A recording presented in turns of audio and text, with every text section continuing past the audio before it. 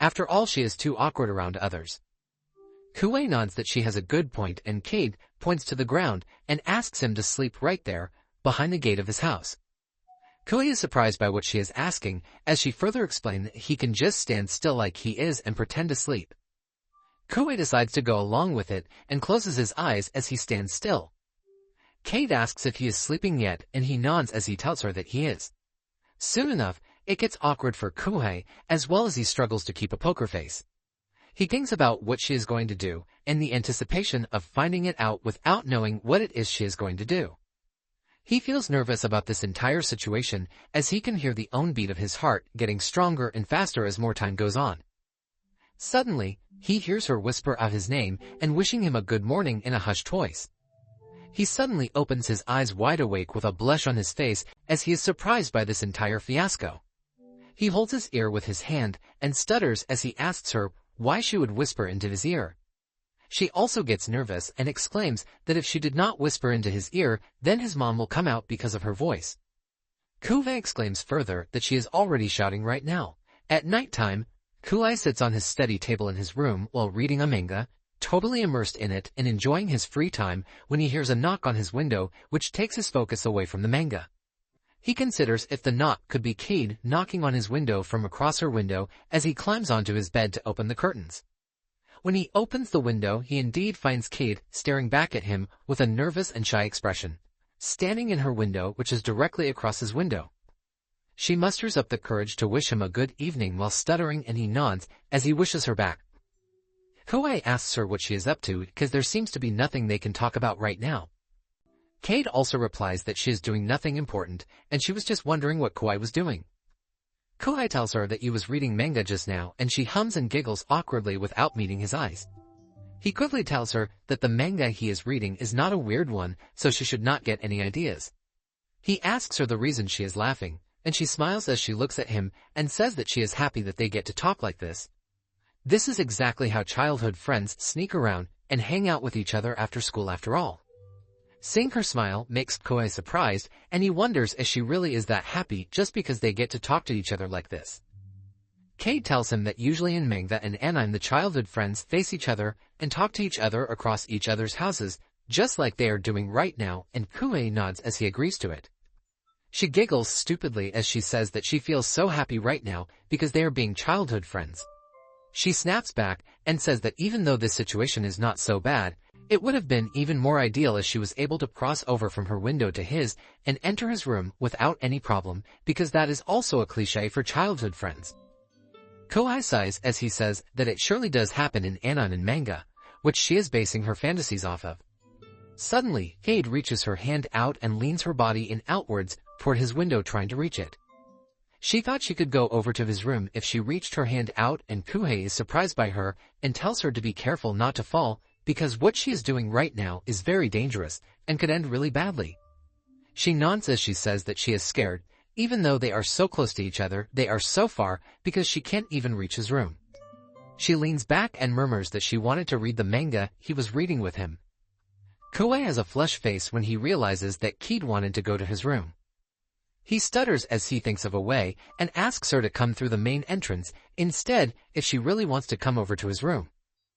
This surprises Cade, and she does not know what to say to his sudden invitation, and she murmurs that she does not want to come through the main entrance. Her rejection shocks him, and she explains that it is embarrassing for her to do it that way, so that is why she thought that the window was a better option for her, and although he does not understand what she means, he nods nonetheless, because how is she not embarrassed to pass through the window, but embarrassed to do it the normal way, which is going through the main entrance? He gets an idea in his head suddenly, and he brings out the manga he was reading before, and both of them hold on to it halfway between and them. He asks if they can read it this way, and she nods and says that it is fine for her. She starts to giggle as she says that this is more fun than she expected. She looks at him as she says that childhood friends always read manga together. Kuei nods but says that he does not think that it is possible for them to actually read the manga like this, and it is really hard to stay in a position like this. The manga is slowly slipping from his hand. The manga drops from both of their hands and plops onto the ground in between their houses. The two of them stare at it with disappointment, feeling sad that they can't continue what they were doing. Cade says that she is sorry, and Kuei turns back and says that it is fine because it was his fault too for letting the book go. He tells her that he will go downstairs and get it back. She stares at him silently. After picking up the book from the ground, he goes back inside his home and to his room. When he goes inside his room, he exclaims that he is back and looks towards the direction of Cade's window, only to find that she is not there anymore and the curtains are closed, so he can't see anything and can't see where she went to. He is surprised to find her gone and wonders where she could have went to. Maybe she went to take a bath, but even if that was the case, she could have at least said something before leaving. He feels a bit disappointed as he looks out his window towards her window and notices a singular eye staring back at him. Just like a scene from a horror movie. When Cade notices him looking at her through her little peephole, she completely closes the curtains. Kuhei considers that for today, they are done, but he can't help himself feel a little disappointed because he was having fun as well. He notices a note slit behind the curtains of Cade's mirror that read out, "Your turn next, Kuhei." Kuhei instantly brightens up and knocks on her window and exclaims while wishing her a good evening. Cade giggles at this and wishes him a good evening as well. They are in class and taking illusion. The teacher calls Kuhei to come to the board and solve the next problem. He nods and stands up and walks to the board, solves the problem and turns back to the seat. The teacher acknowledges his solution as correct. All of this is observed by Cade, who watches Kuhei intently. When he feels her stare on him, he turns to look at her and gets shocked by seeing the serious expression on her face. The two of them later go into an empty classroom where Cade asks him if he can study. Kuhei is confused by her question, and she explains that in the class just now he solved the problem that the teacher gave so easily, so she was wondering if he studies diligently and is smart, so that is why she is asking him if he can study. Kuhei has a smug expression on his face as he tries to be nonchalant about him being good at studying. He tells her that he is not the one to boast about himself, but his grades are not that bad. The realization that he can study makes Cade go into deep though, and she has a focused expression on her face. Kuhei asks her after seeing her expression whether him being a good student is a bad thing, and Cade says otherwise. Being a good student is not a bad thing, but she is also pretty good at learning things. Kuhei is confused at this because that means both of them are good at studying, so it is a good thing. She explains that it is not a good thing because she wanted to teach him a few things. Usually childhood friends help each other learn different subjects at school. But if they are both good at studying, then there is no point in teaching each other anything.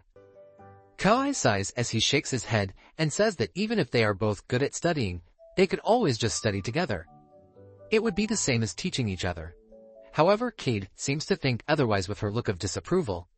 Kuhei soon understands that studying together is not the same as teaching each other and helping out. Kuhei remembers and tells Cade that he might be not too bad at studying, but he is also not very at old Japanese literature. Cade's face lights up as he points to herself and says that she is good at that. She giggles as she says that since he's insisting so much, she will teach him after class and they can hang out and help each other with studying.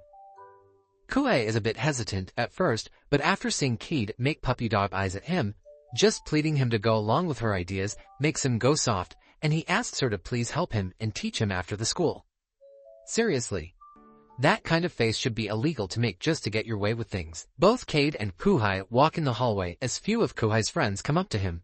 One of his friends invites him over to his house to come and play games after school because they just got a new game. Kuhei considers for a second, but then rejects them, saying that he has plans after school and apologizes because he is busy. Cade seems to be happy when she hears his answer. After school, they both sit in their classroom, just the two of them, as it seems the rest of their classmates have gone home for the day. They sit at their desk with their books opened as Cade points at the text in his book and tells him how the ending should follow the ending rule and how one word becomes another word using this rule. He nods as he understands what she is trying to teach, and Cade continues on with her lesson and Kuhei keeps on listening and paying attention. After a while, Cade exhales loudly as she holds her head between her hands, and Kuhei looks at her surprised and asks if he remembers something wrong. Cade shakes her head as she tells him that that's not the case. He is so good at memorizing things that it bothers her. She wanted him to ask her more questions so that she could help him better, but he is so good at studying that she need to go over the materials only once. Feeling suspicious, she leans in towards him and asks him if he actually really turned down his friends just to study with her. When Kuhei looks confused at her statement, she murmurs that he was going to go to his friend's house to play games together. Koei nods as he realizes that she also heard the conversation between his friends, and Keid asks him whether he wanted to play those games with them as well.